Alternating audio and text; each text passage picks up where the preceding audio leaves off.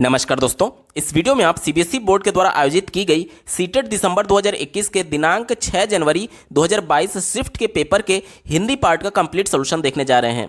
CBSE board ने CTET दिसंबर 2021 में online mode में कुल 23 शिफ्टों में पेपर का आयोजन किया था, जिसमें से ये 16वें शिफ्ट का पेपर है। अगर आप 23 शिफ्ट के कंप्लीट पेपर सॉल्यूशन के साथ साथ सीटेट 2022 के लिए सभी सब्जेक्ट्स के कंप्लीट पेडागोजी को डिटेल में पढ़ना और समझना चाहते हैं तो इस वीडियो के समाप्त होने के बाद से आप इस वीडियो का डिस्क्रिप्शन जरूर चेक करिएगा। और अगर आप चैनल पर पहली बार विजिट कर रहे हैं तो इसको सब्सक्राइब करते हुए बेल आइकन को जरूर प्रेस कर लीजिएगा शिक्षा जगत से जुड़ी सभी खबरों को देखने के लिए और सीटेट, यूपी टेट और सुपर टेट की बेहतरीन तरीके से तैयारी करने के संदर्भ में। चलिए दोस्तों, आज के इस महत्वपूर्ण वीडियो को शुरू करते हैं। दोस्तों, प्रश्न संख्या 91 से 99 तक दिए गए पैराग्राफ पर आधारित प्रश्न पूछे गए थे। पैराग्राफ के प्रश्नों को सॉल्व करने की सबसे अच्छी विधि यह है कि सबसे पहले आप प्रश्नों पर एक बार नजर डाल लीजिए। उसके बाद जब आप पैराग्राफ पढ़ने जाएंगे तो तुरंत आपको उसका उत्तर क्लिक करेगा। साथ ही 2 से 3 प्रश्न पैराग्राफ पर आधारित ऐसे मिल जाते हैं जिसे सॉल्व करने के लिए पैराग्राफ पढ़ने की आवश्यकता ही नहीं होती है, तो काफी आपका समय बच सकता है। चलिए देखते हैं कैसे प्रश्नों को सॉल्व करना है। सबसे पहले हम लोग प्रश्नों पर ही चलते हैं। पहला प्रश्न पूछा गया है, लोगों को किस बात की स्वतंत्रता होनी चाहिए। इस पैराग्राफ पर आधारित अगला जो प्रश्न पूछा गया है आप अपने स्क्रीन पर देख पा रहे होंगे। निम्नलिखित में से कौन सा कथन सही है। बात करेंगे अगले प्रश्न की। दिया गया है भिन्न भिन्न शब्द है। देखिए, ये प्रश्न ऐसा है जिसको सॉल्व करने के लिए आपको पैराग्राफ पढ़ने की आवश्यकता ही नहीं है। तो भिन्न भिन्न कैसा शब्द है। देखिए, निरर्थक शब्द युग्म तो है नहीं, क्योंकि इसका अर्थ है, भिन्न भिन्न का अर्थ होता है। ठीक है, विलोम शब्द भी नहीं है, भिन्नार्थक शब्द भी नहीं है, यानी ये गलत हो गया। एक ही विकल्प बचा, ऑप्शन नंबर 2। देखिए, पुनरुक्त है, इनकी पुनरावृत्ति हो रही है, पुनरुक्त शब्द इसका सही जवाब हो जाएगा। विकल्प नंबर 2 सही उत्तर है। चलिए बढ़ते हैं अगले प्रश्न की तरफ। दिया गया है 94 नंबर का प्रश्न, आप अपने स्क्रीन पर देख पा रहे होंगे। हमें कैसी शिक्षा पद्धति चाहिए। अगला प्रश्न पूछा गया है, कमजोर तबके के लोग पर अधिक ध्यान देने की आवश्यकता है क्योंकि वे। बात करेंगे 96 नंबर प्रश्न की, आप अपने स्क्रीन पर देख पा रहे होंगे। दिया गया है साक्षरता का उपयुक्त विलोम शब्द क्या होगा। देखिए, इसके लिए भी पैराग्राफ पढ़ने की आवश्यकता नहीं है। साक्षरता का विलोम पूछा गया है तो इसका विलोम क्या होता है, निरक्षरता होता है। ऑप्शन नंबर 1 इसका सही जवाब हो जाएगा। चलिए बढ़ते हैं अगले प्रश्न की तरफ। दिया गया है आधारित शब्द में प्रत्यय क्या होगा। तो देखिए, आधारित शब्द में जो मूल शब्द है वो आधार है और इसमें इत प्रत्यय लगा हुआ है। आधार प्लस इत बराबर आधारित बनता है। ठीक है, तो ऑप्शन नंबर 2 इत सही उत्तर होगा। बात करेंगे इस पर आधारित जो अगला प्रश्न है, आप अपने स्क्रीन पर देख पा रहे होंगे। आधुनिक विश्व में आधुनिक शब्द क्या है। तो देखिए, इसको भी सॉल्व करने के लिए आपको पैराग्राफ पढ़ने की आवश्यकता नहीं है। आधुनिक विश्व, विश्व क्या है, विश्व किसी का नाम है। विश्व मतलब कि पूरे विश्व की बात की जा रही है, तो ये एक नाम है और नाम को हम लोग क्या बोलते हैं, संज्ञा बोलते हैं। ठीक है, तो संज्ञा की जो विशेषता बता रहा है। अब विश्व कैसा है, विश्व जो है वो आधुनिक है। जो शब्द संज्ञा या फिर सर्वनाम की विशेषता बताता है उसे हम लोग विशेषण बोलते हैं। तो उत्तर क्या हो जाएगा, ऑप्शन नंबर 2। देखिए, विशेषण इसका सही जवाब हो जाएगा। बात करेंगे इस पर आधारित जो अंतिम प्रश्न पूछा गया था, देश के विकास और समृद्धि के लिए सबसे महत्वपूर्ण क्या है। चलिए, हमने सभी प्रश्नों को देख लिया। अब प्रश्नों को सॉल्व करने के लिए जो बचे हुए प्रश्न हैं उसके लिए हमें पैराग्राफ पढ़ने की आवश्यकता होगी, तो जल्दी से हम लोग पैराग्राफ को पढ़ लेते हैं। दिया गया है कि देश के विकास और समृद्धि के लिए सबसे महत्वपूर्ण चीज शिक्षा है।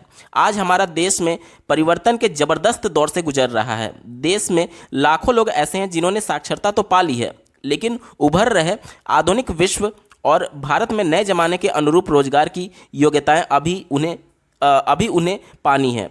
हमें कमजोर तबके के लोगों पर अधिक ध्यान देना चाहिए। ये एक प्रश्न पूछा गया था, क्योंकि वे ऐसे लोग हैं जो शिक्षा के पायदान ने औरों की भांति नहीं चढ़ पाते हैं। ठीक है, तो कमजोर लोगों पर हमें क्यों ध्यान देना चाहिए, क्योंकि उनके लिए शिक्षा पाना आसान नहीं होता, इसलिए हमें ध्यान देना चाहिए। ठीक है, बात करेंगे आगे पैराग्राफ पर। देखिए, आज जरूरत इस बात की है कि लोगों को यह स्वतंत्रता हो कि वह अपने बच्चों को किसी भी नज़दीकी स्कूल में ले जाकर के भर्ती करा सकें। यह भी प्रश्न पूछा गया था कि लोगों को क्या स्वतंत्रता होनी चाहिए। तो उनकी स्वतंत्रता ये होनी चाहिए कि पास के किसी भी स्कूल में जाकर के वो अपने बच्चे का एडमिशन करा सके। आगे पढ़िए, और इस विश्वास के साथ कि घर लौट सके कि उनके बच्चे उस स्कूल में बेहतर और मूल्य आधारित शिक्षा मिलेगी। भिन्न भिन्न बालकों की भिन्न भिन्न जरूरतें होती हैं। देखिए, यहाँ पर एक प्रश्न पूछा गया था कि भिन्न भिन्न बालकों के लिए भिन्न भिन्न जरूरतें होती हैं। स्कूलों में सभी को उनकी जरूरतों के अनुरूप ध्यान दिया जाना जाए, ऐसी व्यवस्था स्कूलों में होनी चाहिए। हमें शिक्षा के प्रति ऐतिहासिक दृष्टिकोण में बदलाव भी लाना होगा। हमें ऐसी शिक्षा पद्धति चाहिए जो प्रभावी होने के साथ साथ खुद को नवीनीकृत करने की क्षमता रखती हो। ठीक है, तो अब चलिए, अब जो बचे हुए प्रश्न है उसको हम लोग देख लेते हैं। पहला जो प्रश्न पूछा गया था, लोगों को किस बात की स्वतंत्रता होनी चाहिए, तो हमने देखा था पैराग्राफ में कि लोगों को इस बात की स्वतंत्रता होनी चाहिए कि वह अपने पास के विद्यालय में जाकर के अपने बच्चे का एडमिशन करा पाए। ऑप्शन नंबर 2 देखिए, अपने बच्चों को पड़ोस के विद्यालय में पढ़ाने की। विकल्प नंबर 2 सही जवाब हो जाएगा। अगला प्रश्न पूछा गया था, निम्नलिखित में से कौन सा कथन सही है। यहां पर देखिए दिया गया सभी बच्चों की आवश्यकताएं एक जैसी होती हैं, यह विकल्प गलत है क्योंकि पैराग्राफ में ऐसा मेंशन नहीं किया गया था। दूसरा देखिए, सभी बच्चों की आवश्यकताएं सर्वथा भिन्न होती हैं, यह गलत माना जाएगा। आपको लग रहा होगा कि तीसरे विकल्प को पढ़िए, भिन्न बच्चों की आवश्यकता भिन्न होती है। आपको लग रहा होगा कि दूसरे और तीसरे में बिल्कुल अंतर ही नहीं है। तीसरा विकल्प ये कह रहा है कि अलग अलग बच्चों की आवश्यकताएं अलग अलग होती हैं, और दूसरा विकल्प कह रहा है कि सभी बच्चों की आवश्यकताएं भिन्न होती हैं, यानी अलग होती हैं। लेकिन जो हमें पैराग्राफ पर आधारित प्रश्नों का जवाब देना होता है वो पैराग्राफ में जो हूबहू शब्द लिखे रहते हैं उसके अनुसार देना रहता है। और पैराग्राफ में मेंशन किया गया था कि भिन्न भिन्न बच्चों की आवश्यकताएं भिन्न भिन्न होती हैं, तो वहां पर भिन्न भिन्न बच्चों की बात की गई थी। इस वजह से विकल्प नंबर 2 हमारा सही हो जाएगा और दूसरा गलत हो जाएगा। और चौथा देखिए, भिन्न बच्चों की आवश्यकताएं एक जैसी होती है, तो ये तो गलत ही है, यानी कि हमारा उत्तर क्या हो जाएगा, हमारा उत्तर हो जाएगा विकल्प नंबर 3। चलिए बढ़ते हैं अगले प्रश्न की तरफ। दिया गया है भिन्न भिन्न शब्द के कैसा शब्द है, तो हमने देख लिया था ये पुनरुक्त शब्द है। ऑप्शन नंबर 2 इसका सही था। बात करेंगे प्रश्न संख्या 94 की। दिया गया है, आप अपने स्क्रीन पर देखिए, हमें कैसी शिक्षा पद्धति चाहिए, तो हमें लचीली शिक्षा पद्धति चाहिए। कैसी चाहिए, लचीली शिक्षा पद्धति। ऑप्शन नंबर 1 इसका बिल्कुल सही जवाब हो गया। क्यों लचीली चाहिए, क्योंकि हमने देखा था कि भिन्न भिन्न बच्चों की आवश्यकताएं भिन्न भिन्न है, इसलिए हमें सभी की आवश्यकताओं को ध्यान में रखते हुए लचीली शिक्षा पद्धति हमें चाहिए होती है। ठीक है, ऑप्शन नंबर 1 सही जवाब हो जाएगा। बात करके प्रश्न संख्या 95 की, कहा जा रहा है कि कमजोर तबके के लोगों पर अधिक ध्यान देने की आवश्यकता है क्योंकि वो शिक्षा में पिछड़ जाते हैं। कमजोर तबके के जो लोग हैं वो शिक्षा में पिछड़ जाते हैं, इसलिए उन पर विशेष तौर पर ध्यान देने की आवश्यकता है। विकल्प नंबर 1 इसका सही जवाब हो जाएगा। चलिए बढ़ते हैं अगले प्रश्न की तरफ। दिया गया है 96 नंबर का प्रश्न, आप अपने स्क्रीन पर देख पा रहे होंगे। साक्षरता का विलोम शब्द हमने देख लिया था, विकल्प नंबर 1 निरक्षरता इसका सही जवाब था। बात करेंगे 97 नंबर प्रश्न की, आधारित शब्द में प्रत्यय, तो इसका इत प्रत्यय था, विकल्प नंबर 2 सही था। बात करेंगे 98 नंबर प्रश्न की, आप अपने स्क्रीन पर देखिए। दिया गया है कि आधुनिक विश्व में आधुनिक शब्द कैसा है, तो आधुनिक विशेषण शब्द था, दूसरा विकल्प इसका सही था। और अंतिम प्रश्न की बात करेंगे, देश के विकास और समृद्धि के लिए सबसे महत्वपूर्ण क्या है, तो देश के विकास के लिए सबसे महत्वपूर्ण यह है कि हमारा जो समाज हो वो शिक्षित समाज होना चाहिए। ठीक है, विकल्प नंबर 2 इसका बिल्कुल सही जवाब हो जाएगा। दोस्तों प्रश्न संख्या 100 से 105 तक दिए गए कविता पर आधारित पूछा गया था, तो इसको भी हम लोग उसी प्रकार से सॉल्व करेंगे। पहले प्रश्नों को देख लेते हैं। दिया गया है कविता का मूल स्वर क्या है। बात करेंगे अगले प्रश्न की। दिया गया है, आप अपने स्क्रीन पर देखिए, चिड़िया से क्या करने के लिए कहा जा रहा है। अगला प्रश्न पूछा जा रहा है, प्रकृति से जुड़े किस उपादान की बात पद्यांश में नहीं की गई है। और इस पर आधारित जो अगला प्रश्न है 103 नंबर का, आप अपने स्क्रीन पर देखिए, घोंसले की दुनिया क्या है। और इस पर आधारित अगला प्रश्न है, चिड़िया की खुशी कौन कौन मगन खुश है। चिड़िया की खुशी से कौन कौन मगन खुश है। और इस पर आधारित जो अंतिम प्रश्न पूछा गया था, आप अपने स्क्रीन पर देखिए, गगन का पर्यायवाची शब्द नहीं है, तो इसको सॉल्व करने के लिए हमें पैराग्राफ या फिर कविता पढ़ने की आवश्यकता ही नहीं है। तो सबसे पहले इसी को देख लेते हैं। गगन शब्द का पर्यायवाची कौन नहीं आपसे पूछा जा रहा है, तो आसमान गगन का पर्यायवाची है, आकाश भी पर्यायवाची है और अंबर भी पर्यायवाची है। लेकिन अगर बात करें अनिल की, अनिल का मतलब होता है वायु। ठीक है, ये गगन का पर्यायवाची नहीं है। और यही हमसे पूछा गया था कि कौन सा गगन का पर्यायवाची नहीं है, तो अनिल जो है वो गगन का पर्यायवाची नहीं है, इसका मतलब होता है वायु या फिर हवा। सभी प्रश्नों को पढ़ लिया। अब कविता को हम लोग देख लेते हैं, कविता में क्या बोला जा रहा है। देखिए कविता बोल रहा है, चिड़िया तू जो मगन धरा मगन गगन मगन, फैला ले पंख जरा, उड़ तो सही बोली पवन, अब जब घोंसले से आई निकल, चल बड़ी दूर बहुत दूर जहाँ तेरा सजन, वृक्ष की डाल देखें जंगल ताल दिखें, खेतों में झूम रही धान की बाल दिखें, गांव देहात दिखें, रात दिखे प्रात दिखे, खुलकर घूम कर यहाँ नहीं घर की घुटन, चिड़िया तू जो मगन। चलिए अब जो प्रश्न बचे हुए हैं उनका उत्तर हम लोग ढूंढ लेते हैं। पहला दिया गया था कविता का मूल स्वर क्या है, तो कविता का मूल स्वर मुक्ति दी गई है, क्योंकि जो लेखक है, जो कवि है, उनके द्वारा चिड़िया को खुले आसमान में उड़ने की बात की जा रही है, यानी मुक्त वातावरण की बात की जा रही है, मुक्ति की बात की जा रही है। विकल्प नंबर 2 इसका बिल्कुल सही जवाब हो जाएगा। बढ़ते हैं अगले प्रश्न की तरफ। 101 नंबर का प्रश्न आप अपने स्क्रीन पर देख पा रहे होंगे, चिड़िया से क्या करने के लिए कहा जा रहा है। तो देखिए ऑप्शन नंबर 1 देखिए, अपने घोंसले से बाहर निकल उड़ने के लिए कहा जा रहा है, ये विकल्प इसका बिल्कुल सही जवाब हो जाएगा। ठीक है, और बात करेंगे अगले प्रश्न की। दिया गया है प्रकृति से जुड़े किस उपादान की बात पद्यांश में नहीं की गई है। तो देखिए पेड़ पौधों की बात की गई थी, धान के खेत की बात की गई थी, गांव देहात की बात की गई थी, लेकिन चांद सूरज की बात नहीं की गई थी। प्रश्न में पूछा गया किसकी बात नहीं की गई है, तो जो नहीं की गई है वही हमारा उत्तर होगा। ऑप्शन नंबर 4 इसका बिल्कुल सही जवाब हो जाएगा। बात करेंगे प्रश्न संख्या 103 की। दिया गया था घोंसले की दुनिया क्या है? तो घोंसले की दुनिया बिल्कुल सीमित है। ऑप्शन नंबर 2 इसका बिल्कुल सही जवाब हो जाएगा। अगला प्रश्न पूछा गया है, चिड़िया की खुशी से कौन कौन मगन खुश है? तो कविता में साफ मेंशन किया गया था कि धरती और आसमान चिड़िया की खुशी से मगन खुश है। ऑप्शन नंबर 1 बिल्कुल सही जवाब हो जाएगा। और इस पर आधारित जो अंतिम प्रश्न था हमने पहले ही देख लिया है कि गगन का पर्यायवाची शब्द कौन सा नहीं है, तो अनिल जो है वो गगन का पर्यायवाची नहीं है, यही इसका उत्तर हो जाएगा। अगला प्रश्न पूछा गया था, कक्षा 3 की अध्यापिका अंकिता को पता चलता है कि शिक्षार्थी नवीन जानकारियों को मौखिक रूप में लेने के बजाय लिखित रूप में लेना पसंद करते हैं। इन शिक्षार्थियों की अधिगम शैली कौन सी है? तो देखिए, लिखित रूप में वो एक्सेप्ट कर रहा है। लिखित क्या होता है? दृश्य, लिखे हुए लेख को हम लोग देख सकते हैं। तो ये इसका किसका उदाहरण हो गया? किस अधिगम शैली का उदाहरण हो गया? दृश्य अधिगम शैली का उदाहरण हो जाएगा। ऑप्शन नंबर 2 इसका बिल्कुल सही जवाब हो जाएगा। लेकिन अगर यही प्रश्न में बोला जाता है कि मौखिक रूप में लेना वो पसंद करते हैं, तो मौखिक क्या हो जाएगा? सुनना। मौखिक बोले गए बातों को आप सुनते हैं तो वो श्रव्य होता है। लेकिन प्रश्न में क्या बोला गया कि प्रश्न में लिखित रूप में लेना पसंद करते हैं, और लिखित जो लिखा हुआ होगा उसे आप देख सकते हैं, यानी वो दृश्य होगा। ऑप्शन नंबर 2 इसका सही जवाब है। अगला प्रश्न पूछा गया था, एक अध्यापक ने कक्षा 4 में अपने शिक्षार्थियों को एक रोल प्ले द्वारा काम दिया जिसमें उन्हें दी गई स्थिति पर अपने विचारों का आदान प्रदान करना है। वह कौन सी कौशल संवर्धन पर काम कर रही है? ध्यान से समझिएगा।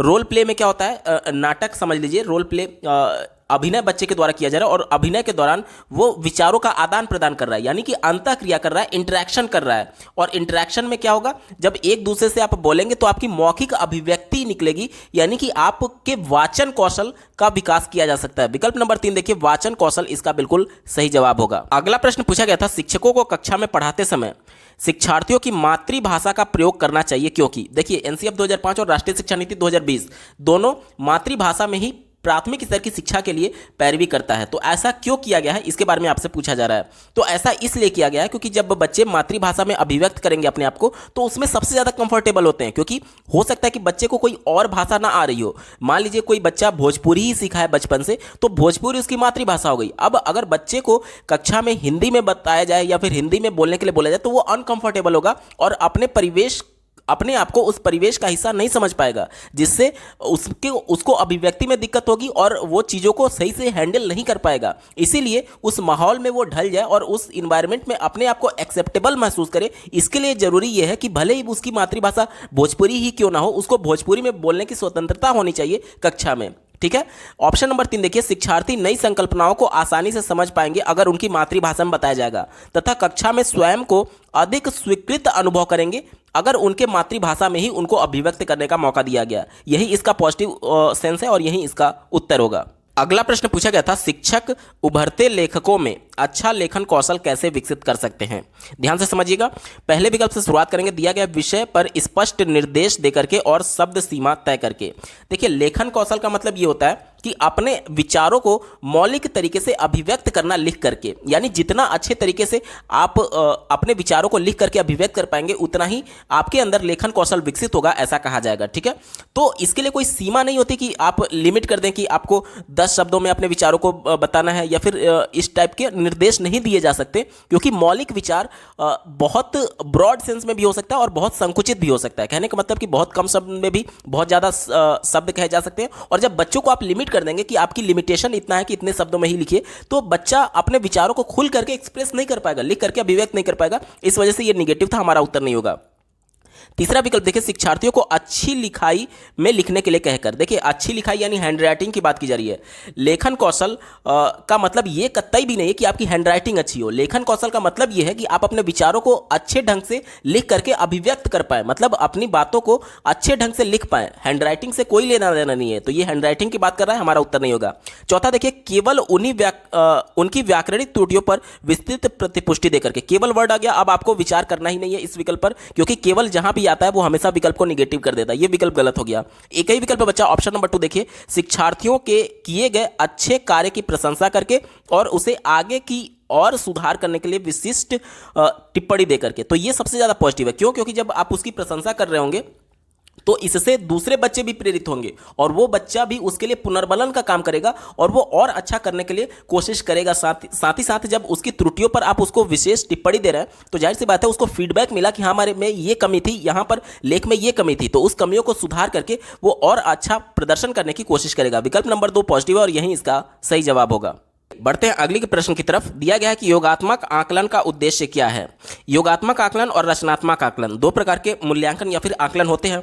रचनात्मक आकलन का मतलब ये होता है कि आप कक्षा के दौरान जो कुछ भी चैप्टर बच्चे को पढ़ाएं या फिर कॉन्सेप्ट बच्चे को पढ़ाएं, उस कॉन्सेप्ट में या फिर उस पर्टिकुलर चैप्टर में बच्चे को कहीं दिक्कत तो नहीं है, ये जानने के लिए जो आप परीक्षण करते हैं या फिर जो मूल्यांकन करते हैं वो होता है रचनात्मक मूल्यांकन।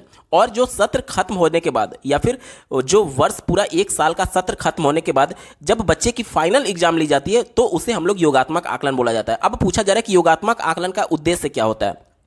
तो इसका उद्देश्य ये होता है कि विभिन्न तरीकों से बच्चों के अधिगम के संबंध में सूचना को एकत्रित करना। देखिए जो फाइनल एग्जाम हो रहा है वो आपने कितना सीखा है ये केवल जानना उसका उद्देश्य है। अब आपको अगर आपने अच्छे से नहीं सीखा है तो अब आपकी फिर से अधिगम नहीं कराया जाएगा, बल्कि आपने कितना सीख लिया फाइनल उसका डिसीजन देने की बात की जाती है इसमें। ठीक है, तो ऑप्शन नंबर 3 देखिए, विभिन्न विद्यार्थियों के अधिगम के विषय में सूचना एकत्र करने के विभिन्न तरीकों का प्रयोग करना। यानी केवल अब हमें सूचना एकत्रित करना है कि बच्चे ने कितना सीखा है।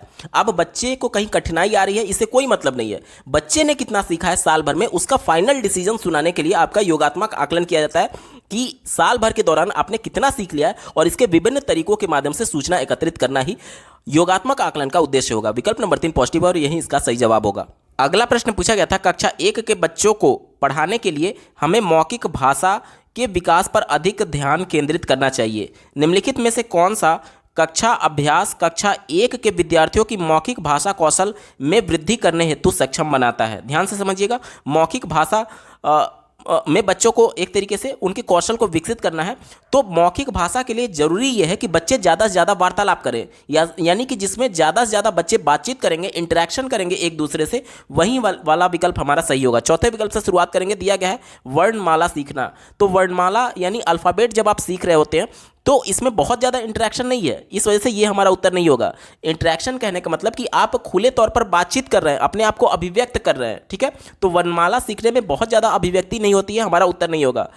तीसरा देखिए, बाल गीत गाना। बाल गीत गाना आपको संकुचित करता है क्योंकि जो गीत के एक तरीके से लिरिक्स होंगे या फिर गीत के जो शब्द होंगे, शब्दावली होंगे, बस आप उतने ही तक तो गाएंगे, यानी कि सीमित हो गए कि आप उन्हीं वर्ड्स के बारे में चर्चा कर रहे होंगे। तो ये हमारा उत्तर नहीं होगा क्योंकि यहाँ पर बात की जा रही थी मौखिक भाषा कौशल की। मौखिक भाषा में अपने आप को अभिव्यक्त करने की बात होती है खुले तौर पर, और जो बाल गीत है वो आपको उसी शब्दावलियों में जो उस गीत के शब्द होंगे उसमें ही केवल आपको एक तरीके से संकुचित कर रहा था, इस वजह से उत्तर नहीं होगा।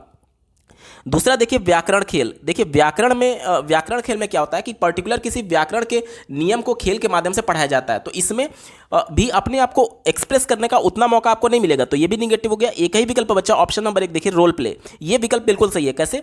देखिए रोल प्ले कहने का मतलब कि आप नाटक में कोई किरदार अभिनय कर रहे होंगे, तो इसमें क्या होगा कि आप अपने आप को एक्सप्रेस कर रहे होंगे। जब कोई दूसरा बंदा कुछ बोल रहा होगा तो उसके अगेंस्ट में आप रिएक्ट कर रहे होंगे, यानी अपने आप को अभिव्यक्त कर रहे होंगे। तो ये सबसे ज़्यादा पॉजिटिव होगा क्योंकि इसमें जो मौखिक भाषा है उसमें ज़्यादा से ज़्यादा कौशल वृद्धि किया जा सकता है। विकल्प नंबर 1 पॉजिटिव है और यही इसका सही जवाब होगा। अगला प्रश्न पूछा गया था, शिक्षिका पाठ्यपुस्तक में एक लड़की के बारे में कहानी सुना रही है जो कि चिड़िया की देखभाल करती है और उसे दाना खिलाती है। अचानक से एक लड़का अली खड़े होकर के शिक्षिका को बताता है कि किस तरह उसने एक दिन पार्क में घायल पड़ी गिलहरी की रक्षा की। कहानी के प्रति अली की प्रतिक्रिया को किस रूप में वर्णित किया जा सकता है?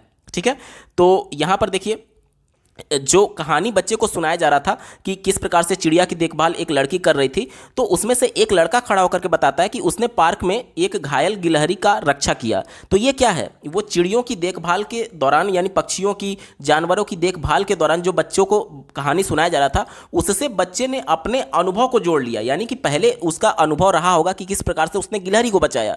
तो जो चीज़ कक्षा में पढ़ाया जा रहा है उसका पूर्व अनुभव था और उससे उसने उसको जोड़ करके टीचर को अवगत कराया। तो यहीं पर देखिए ऑप्शन नंबर 1 पठन सामग्री को अपने व्यक्तिगत अनुभव से जोड़ना, ये विकल्प इसका बिल्कुल पॉजिटिव है और यहीं इसका सही जवाब होगा। अगला प्रश्न पूछा गया था, शिक्षिका ने समूह में यानी ग्रुप में भाषा कार्य करने के लिए दिया है। इस समूह कार्य के दौरान शिक्षिका की क्या भूमिका होगी? देखिए ग्रुप में जब आप बच्चों को बांट दिए किसी टास्क को करने के लिए, तो एज ए टीचर आपका काम क्या होता है? एज ए टीचर आपका काम ये होता है कि ग्रुप में सभी लोग नियमों का पालन करें, अपने जो भी कर्तव्य हैं उसका सही से निर्वहन करें। ये सभी चीज़ें आपको एज ए टीचर फॉलो करनी होती है। इसी को ध्यान में रख करके आपको उत्तर देना है। चौथे विकल्प से शुरुआत करेंगे। दिया गया है कि यह सुनिश्चित करना कि विद्यार्थी कक्षा में शोर नहीं करें। तो केवल शोर करने से रोकने के लिए आपका वहाँ पर एक तरीके से काम नहीं है। आपका काम यह है कि जो नियम तय किए गए हैं जिस भी टास्क के लिए, वो नियमों को सही तरीके से फॉलो कराना। ठीक है, तो ये विकल्प संकुचित था, हमारा उत्तर नहीं होगा। तीसरा देखिए, शिक्षिका को सभी समूहों को पूर्ण स्वायत्ता देनी चाहिए, इसलिए उसे कुर्सी पर अलग से बैठ जाना चाहिए। ये तो बिल्कुल ही निगेटिव है। देखिए, आज हम लोग बाल केंद्रित शिक्षा की बात करते हैं जिसमें बालक केंद्र में है, लेकिन इसका मतलब ये थोड़ी है कि आप एज ए टीचर बिल्कुल ही अलग हट जाएंगे, बिल्कुल को एकदम बच्चों को स्वतंत्र छोड़ दीजिए कि बच्चे जो चाहे करें। इसका मतलब ये नहीं है कि बच्चे को स्वायत्ता प्रदान करना है, लेकिन अपने आप को अभिव्यक्त करने के लिए स्वतंत्र होना चाहिए। ऐसा नहीं कि बच्चे शोरगुल कर रहे हैं तो आप उसको बिल्कुल फ्री छोड़ दीजिए कि अरे यार यहाँ तो बाल केंद्रित शिक्षा है। इसका बाल केंद्रित शिक्षा का मतलब ये थोड़ी होता है कि आप बच्चों को जो कुछ भी बच्चे कर रहे हैं वो करने दें। आप एज ए टीचर आप उसको अवलोकन करें, और जहां पर वो गलत है आप उनको एक तरीके से रोक भी सकते हैं वो गलत कार्य करने से। बाल केंद्रित शिक्षा का मतलब यह है कि बालक को एक्सप्रेस करने का मौका दे, अपनी रचना करने के लिए, अपने ज्ञान की रचना करने के लिए स्वतंत्र वातावरण दे, ना कि सभी कार्य करने के लिए उसको स्वतंत्र नहीं छोड़ा जा सकता है। ठीक है, तो यह विकल्प निगेटिव था क्योंकि आपको आपकी कर्तव्य से अलग हटाने की बात कर रहा है। पहले विकल्प की बात करें, यह सुनिश्चित करना कि कार्य समय पर समाप्त हो, इसके लिए बार बार समय पर ध्यान दिलाना। यह विकल्प बिल्कुल ही निगेटिव है। बार बार आप घड़ी पर समय पर बच्चों को ध्यान दिलाएंगे तो बच्चा उस टास्क में फोकस ही कहां कर पाएगा। यह निगेटिव था, हमारा उत्तर नहीं हुआ। एक ही विकल्प बचा, ऑप्शन नंबर 2 देखिए, यह सुनिश्चित करना कि प्रत्येक समूह में प्रतिभागिता बने और आवश्यकता होने पर उन्हें मदद देने का प्रयास करना। देखिए, ये बाल केंद्रित शिक्षा होते हुए भी आप टीचर वहां पर मदद कर रहा है। यही इसकी बाल केंद्रिता का खूबी है कि इसका मतलब ये होता है कि बालक अपने ज्ञान की रचना करेगा, लेकिन जब उसकी आवश्यकता होगी तो जो लेव वाइगोस्की ने पाड़ बताया था और स्कैफोल्डिंग बताया था और जेडपीडी बताया था, तो वो भी रचनावाद के सबसे बड़े समर्थक थे। वो भी मानते थे कि बालक केंद्र में होना चाहिए, लेकिन फिर भी जहां पर बच्चों की आवश्यकता हो रही है वहां पर आप उसकी मदद तो करेंगे ही करेंगे। तो ये सबसे ज्यादा पॉजिटिव है और यही इसका सही उत्तर हो जाएगा। अगला प्रश्न पूछा गया था, पठन अवबोधन किस प्रकार की योग्यता है? तो पठन का मतलब होता है कि पढ़ करके उसका अर्थ ग्रहण करना। ठीक है, तो इसी को ध्यान में रख करके उत्तर ढूंढेंगे। पहले विकल्प से शुरुआत करते हैं। दिया गया है, लिखित प्रतीकों की उनकी ध्वनियों में अनुवाद करना। ध्वनि का मतलब होता है कि वर्ण, जो क ख ग घ या फिर अ आ ई आप पढ़ते हैं उसे ध्वनि बोलते हैं। तो केवल ध्वनि को जो प्रतीक है, जैसे कि ये क ध्वनि का प्रतीक हो गया, ये प्रतीक हो गया क का, तो केवल ये कहा जा रहा है कि उसको अनुवाद करने की योग्यता। तो केवल इसी को थोड़ी अनुवाद करना है, केवल अल्फ़ाबेट यानी कि ध्वनि को ही थोड़ी एक तरीके से हमें सीखना है। हमें पढ़ करके उसका अर्थ ग्रहण करना है, उसका पूरा सेंस क्या है उसको ग्रहण करना है। ये थोड़ा सीमित था, हमारा उत्तर नहीं होगा। दूसरा देखिए, प्रवाह में पढ़ने के लिए वर्णों को समझने और उनके अर्थ खोलने की योग्यता, ये भी केवल वर्ण तक ही सीमित रख रहा है, इस वजह से हमारा उत्तर नहीं होगा। चौथा देखिए, पठन सामग्री में आए शब्दों को उनके अर्थ जानने की योग्यता, ये केवल शब्दों तक ही सीमित रख रहा है, इस वजह से हमारा उत्तर नहीं होगा।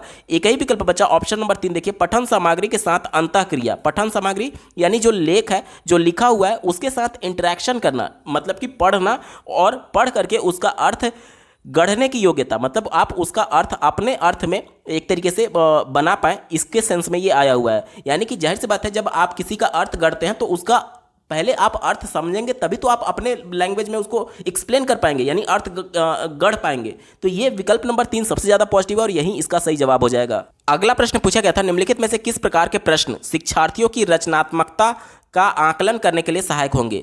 रचनात्मकता यानी कि क्रिएटिविटी की बात की जा रही है, तो बच्चा कितना क्रिएटिव है ये आप उससे बातचीत करेंगे तभी तो समझ में आएगा। यानी इंटरेक्शन करने का जितना ज़्यादा आपको मौका मिले, यानी वो बच्चा अपने आप को जितना अभिव्यक्त कर पाएगा, आपको बोल करके चीज़ों को एक्सप्लेन कर पाएगा, उतना ही उसकी रचनात्मकता का आकलन किया जा सकता है। ठीक है, इसी को ध्यान में रख करके उत्तर दिया जाएगा।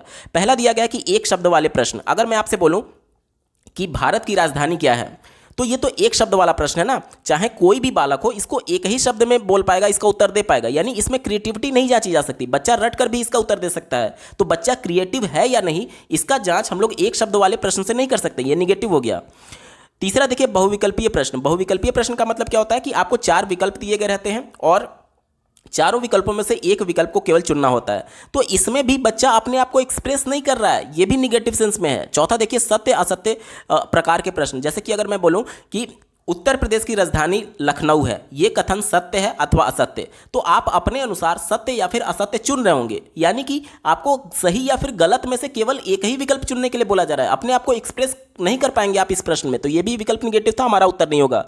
एक ही विकल्प बचा ऑप्शन नंबर 2। देखिए, खुले अंत वाले प्रश्न। अगर मैं आपसे बोलूं कि बच्चों का विकास कितने चरणों में होता है, तो ये एक ऐसा प्रश्न है जिसमें एक्सप्लेन करने के लिए आप कुछ ना कुछ बोलेंगे, अपने आप को अभिव्यक्त करेंगे, अपने विचारों को रखेंगे। तो ये खुले अंत वाला प्रश्न है, यानी कि सभी बालक अपने अपने हिसाब से, अपने अनुभव के हिसाब से, अपने समझ के हिसाब से इस प्रश्न का उत्तर दे रहे होंगे। यानी कि वो प्रश्न जिसमें प्रत्येक बच्चे का उत्तर अलग अलग आए, वो खुले सिरे वाला प्रश्न होता है। और इसमें प्रत्येक बच्चा अपने मौलिक विचारों को अभिव्यक्त करेगा, और मौलिकता जहां पर आ गई वहीं पर आपका रचनात्मक होगा। और इसके माध्यम से ही, इसी प्रश्न के माध्यम से रचनात्मकता का आकलन भी किया जा सकता है। विकल्प नंबर 2 पॉजिटिव है और यही इसका सही जवाब होगा।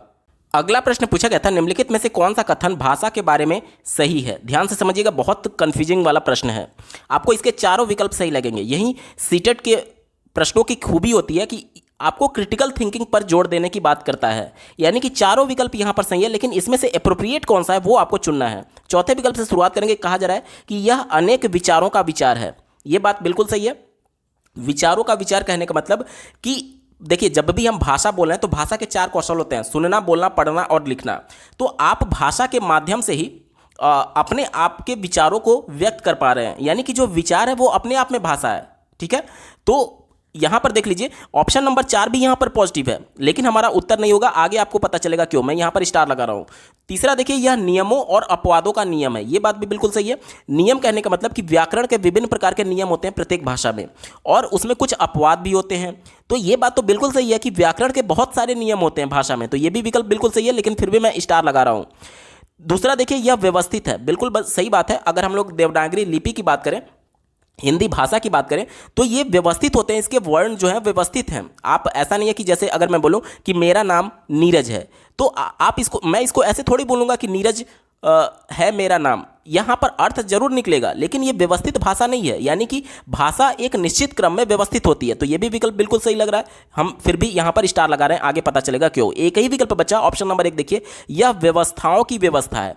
ये जो विकल्प है ये बहुत ब्रॉड सेंस में है, और ये तीनों जो विकल्प है ये अपने आप को इसमें समाहित किया हुआ है। कैसे, अब इसको समझिए। व्यवस्थाओं की व्यवस्था, व्यवस्था में आपका अरेंजमेंट भी आ गया, व्यवस्थित भी आ गया। यानी कि जो वर्ण व्यवस्थित की बात हो रही थी, ये इसमें व्यवस्था में आ गया। इसके बाद से नियमों की बात की जा रही है, तो नियमों को व्यवस्थित किया गया है।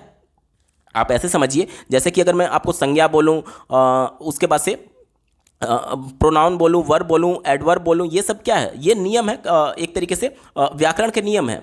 और इन्हीं व्याकरण के नियमों के अंतर्गत हम लोग कर्ता, फिर उसके बाद से हेल्पिंग वर्ब, और उसके बाद से वर्ब, उसके बाद से ऑब्जेक्ट लगाते हैं।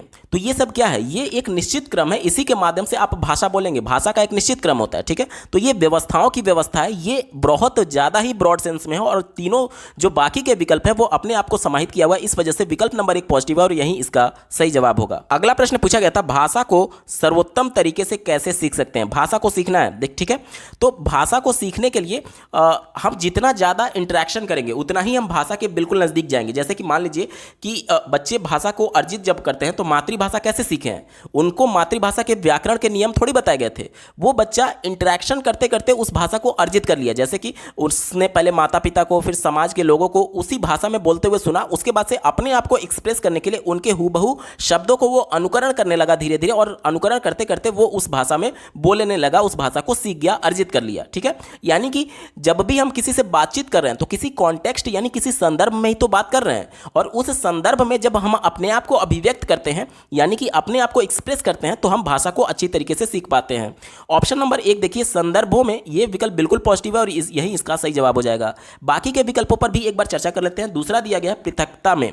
पृथकता मतलब कि जो कॉन्टेक्स्ट में बातचीत चल रही है उसके अलग किसी दूसरे मुद्दे पर बात करने की बात हो रही है, तो इससे भाषा थोड़ी आएगी। अब मान लीजिए कि एक ग्रुप में डिस्कशन चल रहा है किसी टॉपिक पर।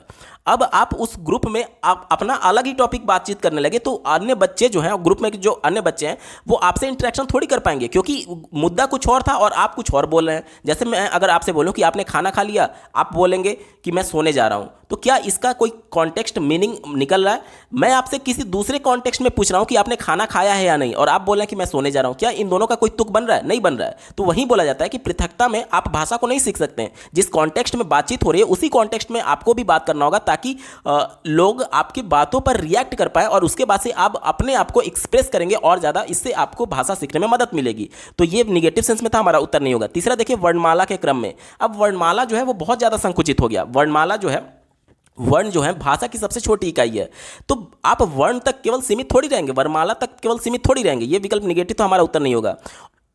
चौथे विकल्प की बात करें, जब शब्द एक एक करके प्रस्तुत किए जाए, ये विकल्प बिल्कुल बिल्कुल निगेटिव है। जैसे कि देखिए, जब हम लोग बोलते हैं, मैं बोल रहा हूँ कि मेरा नाम नीरज है, तो ऐसा थोड़ी है कि मैं अलग अलग शब्दों को बोल रहा हूँ कि मेरा, फिर नाम, फिर नीरज, फिर है, ऐसा थोड़ी बोल रहे हैं। जैसे मान लीजिए बच्चा जब भाषा को अर्जित करता है इन्वायरमेंट में, बच्चा पहली बार जब भाषा को सीख रहा है, मातृभाषा को सीख रहा है, तो ऐसा थोड़ी है कि वो संदर्भ में जो लोगों को बोलते हुए सुन रहा है वो अलग अलग शब्द थोड़ी बोल रहे हैं। वो तो पूरे अपने कॉन्टेक्स्ट में बात कर रहे होते हैं और उन्हीं बातों को वो सुन करके अनुकरण कर लेता है शब्दों को और बोलना सीख जाता है। तो ये अलग अलग प्रस्तुत करने की बात की जा रही थी, इस वजह से निगेटिव था, हमारा उत्तर नहीं होगा। एक ही विकल्प पॉजिटिव है, ऑप्शन नंबर 1 संदर्भों में इसका सही जवाब होगा। अगला प्रश्न पूछा गया है, भाषा अधिगम में निदानात्मक परीक्षण का क्या उद्देश्य है? ध्यान से समझिएगा, 2 परीक्षण होता है, निदानात्मक और उपचारात्मक। निदानात्मक परीक्षण किसी कॉन्सेप्ट या फिर किसी चैप्टर को पढ़ाने के बाद से उस चैप्टर में कहाँ पर बच्चे को दिक्कत आ रही है, ये जानने के लिए निदानात्मक परीक्षा किया जाता है। यानी कि केवल कठिनाई जानना, केवल समस्या को जानने के लिए निदानात्मक परीक्षा होता है। और इस कठिनाई को जानने के बाद से उस कठिनाई को दूर करने के लिए जो एक तरीके से शिक्षण किया जाता है, उसे हम लोग उपचारात्मक शिक्षण, जिसे अंग्रेजी में रेमेडियल शिक्षा का टीचिंग कहते हैं, वो होता है। ठीक है, तो निदानात्मक का मतलब क्या हुआ कि केवल आपको समस्या की पहचान करना है। ठीक है, इसी को ध्यान में रख करके उत्तर देंगे। पहला दिया गया, माता पिता को प्रतिपुष्टि देना, तो माता पिता का कोई रोल नहीं है, उत्तर नहीं होगा। दूसरा देखिए, विद्यार्थियों की प्रगति की तालिका में भरना, ये भी बिल्कुल गलत है, क्योंकि तालिका में भर करके आप करेंगे क्या? बच्चे को कहाँ पर समस्या आ रही है ये जानना हमारे लिए इंपॉर्टेंट है। तीसरा देखिए, संकल्पनात्मक आकलन के लिए योजना बनाना और प्रश्न पत्र तैयार करना। यहाँ पर देखिए, प्रश्न पत्र तैयार करने का मतलब कि एक तरीके से ये थोड़ा ब्रॉड सेंस में हो गया, और ये निदानात्मक ना होकर के ये योगात्मक मूल्यांकन की तरफ इशारा कर रहा है। योगात्मक मूल्यांकन में क्या होता है कि आप प्रश्न पत्र के माध्यम से जो फाइनल परीक्षा होती है उसमें आप फाइनल एक तरीके से बच्चों का मूल्यांकन कर रहे होते हैं, तो ये योगात्मक मूल्यांकन की तरफ है। निदानात्मक परीक्षण कहने का मतलब कि बच्चा कोई भी गतिविधि कर रहा है या फिर कक्षा में आप पढ़ा रहे हैं, तो ये परीक्षण कैसे भी किया जा सकता है। जैसे कि मौखिक प्रश्न आप पूछ लीजिए, मान लीजिए कि आपने न्यूटन के बारे में बताया, न्यूटन के गति के नियम के बारे में बताया। अब बच्चे से, किसी भी बच्चे को खड़ा करा करके आप पूछ लीजिए कि आपने इस नियम में क्या सीखा, तो बच्चा अपने आप को एक्सप्रेस करेगा, तो उसको सुन करके आप समझ सकते हैं कि बच्चे को कॉन्सेप्ट समझ में आया है या नहीं। तो ये जरूरी नहीं है कि केवल प्रश्न पत्र तैयार करके ही इसको किया जाए। ठीक है, तो ये निगेटिव था, हमारा उत्तर नहीं होगा। एक ही विकल्प बचा, ऑप्शन नंबर 4 देखिए, शिक्षार्थी समझ के स्तर पर कहां पिछड़ रहे हैं यह जानना, यानी कि बच्चे को कहां पर दिक्कत है, इस दिक्कत को पहचानने के लिए निदानात्मक परीक्षण किया जाता है। विकल्प नंबर 4 पॉजिटिव है और यही इसका सही जवाब होगा। अगला प्रश्न पूछा गया था, बाल केंद्रित कक्षा में शिक्षक को क्या करना चाहिए? पहले विकल्प से शुरुआत करेंगे। दिया गया, विद्यार्थियों की सुविधा के लिए पूरे पाठ को एक एक वाक्य को समझाना चाहिए। यह विकल्प बिल्कुल निगेटिव है। देखिए, जब आप बच्चे को एक एक वाक्य को समझा रहे हैं तो आप केवल एज ए टीचर आप एक्टिव हैं, बच्चे इसमें कुछ भी क्रियाशील नहीं है, और जब बच्चे एक्टिवली पार्टिसिपेट नहीं करते हैं तो उनका अधिगम अर्थपूर्ण नहीं होता है। यह विकल्प निगेटिव है। ठीक है, हमारा उत्तर नहीं होगा। दूसरा देखिए, प्रश्नों को उत्तर लिखवाने चाहिए ताकि विद्यार्थी को आसानी हो। अब बच्चों को आप मशीन थोड़ी बना रहे हैं, मतलब बच्चों को आप ऐसा थोड़ी बना रहे हैं कि बच्चा केवल रट ले और परीक्षा में जाकर के उसको उगल करके चले आए। अधिगम का मतलब ये होता है कि बच्चे के प्रयास के माध्यम से उसके व्यवहार में क्या परिवर्तन हुआ, मतलब बच्चा एक्टिव होकर के प्रयास करेगा सीखने के लिए, अपने ज्ञान की रचना खुद करेगा। आप प्रश्नों का उत्तर लिखवा रहे हैं तो इससे बच्चा मशीन बन रहा है, वो चीज़ों को रट लेगा और उसी प्रकार से जाकर के परीक्षा में लिख देगा। तो ये निगेटिव था, हमारा उत्तर नहीं होगा। चौथा देखिए, शिक्षक विद्यार्थियों से जो भी अपेक्षा करते हैं उसे प्रदर्शित करना चाहिए। अब यहाँ पर देखिए, कहा जा रहा है कि शिक्षक विद्यार्थियों से जो भी अपेक्षा किए हुए हैं, यानी जो भी उनका एक तरीके से उनको लेकर के अपेक्षा है कि आप ये बनोगे, ये करोगे, इसका प्रदर्शन करने की बात की जा रही है। तो ये भी विकल्प निगेटिव है, हमारा उत्तर नहीं होगा, क्योंकि बाल केंद्रित कक्षा में मतलब ये होता है कि बालक को स्वतंत्र वातावरण दिया जाए सीखने के लिए। ऑप्शन नंबर 3 देखिए, यही केवल बचा है, ऐसी प्रवृत्तियों का प्रयोग करना चाहिए जिसमें विद्यार्थी स्वयं के पहल करने के लिए प्रोत्साहित हो। जाहिर सी बात है, जब बच्चा खुद से रुचि लेगा तब वो खुद क्रियाशील होगा, एक्टिवली पार्टिसिपेट कर रहा होगा और चीज़ों को खुद करके सीख रहा होगा अन्वेषण के माध्यम से। यही होता है बाल केंद्रित शिक्षा। ऑप्शन नंबर 3 पॉजिटिव और यही इसका सही जवाब होगा। अगला प्रश्न पूछा गया है, रचनावादी कक्षा में भाषा अधिगम किस पर आधारित होता है। ध्यान से समझिएगा, कक्षा कैसी है, रचनावादी है, यानी कि ये तो कंफर्म है कि बच्चे खुद अन्वेषण कर रहे होंगे, क्योंकि जीन पियाजे और ले वाइगोस्की रचनावाद के सबसे बड़े समर्थक थे। उनका मानना यह था कि बच्चे अपने ज्ञान की रचना स्वयं अन्वेषण के माध्यम से करते हैं, और यही राष्ट्रीय शिक्षा नीति 2020 भी मानता है। यानी कि बच्चे एक्टिवली पार्टिसिपेट होंगे और अपने ज्ञान की रचना स्वयं करने के लिए कुछ ना कुछ अन्वेषण कर रहे होंगे, ज्ञान की खोज कर रहे होंगे। वही वाला विकल्प हमारा सही होगा। पहले विकल्प से शुरुआत करते हैं, दिया गया है व्याकरणिक इकाइयों की ड्रिल और अभ्यास पर। देखिए, ड्रिल और अभ्यास को हमेशा निगेटिव सेंस में देखा जाता है। ड्रिल और अभ्यास मतलब कि मशीन की तरह आपसे बार बार अभ्यास कराया जा रहा है, तो आप कुछ नया नहीं सीख रहे हैं, वही चीज बार बार आप अभ्यास करेंगे तो बार बार रस्सी खींचने से कुएं में भी जो पत्थर था उसमें भी दरार, एक तरीके से चिन्ह पड़ गया था, गड्ढा बन गया था। तो आप पत्थर थोड़ी हैं कि घिस घिस के आपके दिमाग में गड्ढा बनाया जाए। आपको खुद प्रयास करके चीजों को सीखना है, प्रयास के माध्यम से अपने व्यवहार में परिवर्तन करना है। तो ये ड्रिल और अभ्यास हमेशा निगेटिव होता है, कभी भी आपका उत्तर नहीं होगा। दूसरा देखिए, शिक्षक द्वारा सुझाई गई पाठ्य पुस्तक को पढ़ करके, केवल पाठ्य पुस्तक को पढ़ा करके अगर बच्चे को रचनावादी बनाया जाता तो हम लोग को विद्यालय जाने की आवश्यकता ही नहीं होती। बच्चे को बुक केवल ला करके दे दीजिए घर पर, वो बच्चे पुस्तक को पढ़ करके रचनावादी भाषा को, रचनावादी तरीके से भाषा को सीख सकता था। लेकिन यहाँ पर बुक इंपॉर्टेंट नहीं है। आप बच्चे को बुकिश थोड़ी बनाना है, किताबी कीड़ा थोड़ी बनाना है। बच्चे को अपने ज्ञान की रचना करने के लिए बुक एक माध्यम मात्र है। ठीक है, तो ये विकल्प निगेटिव था, हमारा उत्तर नहीं होगा।